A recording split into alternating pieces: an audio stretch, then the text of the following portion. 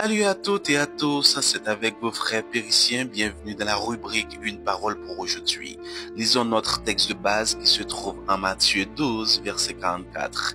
Il dit, « Je retournerai dans ma maison, d'où je suis sorti, et quand il arrive, il la trouve vide, balayée et ornée. » Dans ce passage, Jésus explique ce qui peut arriver après une délivrance spirituelle. Il parle d'un esprit impur qui sort d'une personne, puis revient avec sept autres plus méchants que lui, trouvant la maison vide, balayée et ornée. Cette maison, c'est la vie de quelqu'un qui a été libéré, mais qui n'a rien fait pour remplir sa vie de la présence de Dieu. Résultat, la situation devient pire qu'avant. Ce texte nous interpelle aujourd'hui. Beaucoup reçoivent une délivrance, une guérison, une restauration, mais négligent l'après. Ils se contentent d'un cœur propre, mais non rempli spirituellement. C'est dangereux.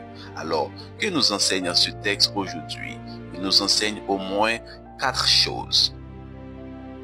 Premièrement, une maison propre mais vide, un danger spirituel. Le diable n'a pas peur d'une maison propre, il craint une maison habitée par la présence de Dieu. Une vie nettoyée du péché mais laissée vide devient vulnérable. L'esprit impur ne revient pas seul, il revient avec cet autre. C'est une réalité spirituelle. Le vide attire toujours quelque chose. Si ce n'est pas Dieu qui occupe ta vie, ce sera autre chose. Deuxièmement, ne te contente pas d'être moralement correct.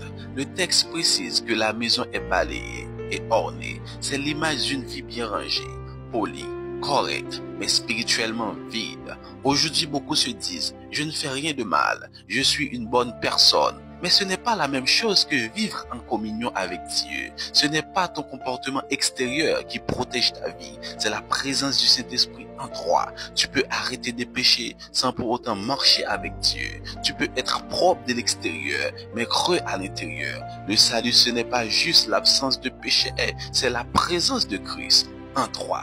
Troisièmement, remplis ta maison de la parole et de la prière. Dès que tu es libéré, remplis ta vie de Dieu. Ne laisse pas d'espace vide. Médite la parole. Nourris-toi de prière. Adore. Sois dans une église vivante. Cherche la communion avec d'autres croyants. Remplis ta maison des chants d'adoration, des enseignements bibliques, de la présence du Saint-Esprit. Un cœur plein de Dieu ne laisse pas de place à l'ennemi. Tu veux garder ta liberté? Alors, bâtis ta vie autour de la parole et de la présence de Dieu. L'Esprit Saint n'est pas un visiteur, il est celui qui doit habiter en toi chaque jour. Quatrièmement, le salut est une relation continue, pas un souvenir religieux.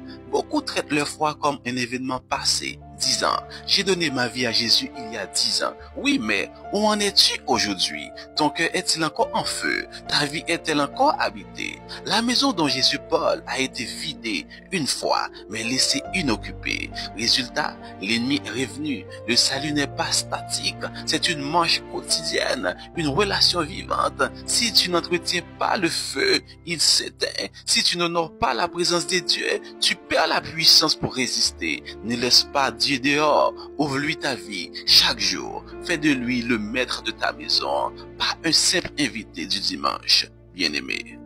Maintenant, prions ensemble. Seigneur, je ne veux pas que ma vie soit simplement balayée et vide. Viens habiter en moi pleinement. Remplis-moi de ta présence, de ta parole et de ton esprit. Protège-moi de tout retour en arrière. Que ma vie soit un temple vivant où tu règnes en permanence. Amen, amen, amen. Reste béni. Souviens-toi, une maison vide est une maison en danger. Remplis ta vie de Dieu chaque jour. À très bientôt pour une nouvelle parole pour aujourd'hui.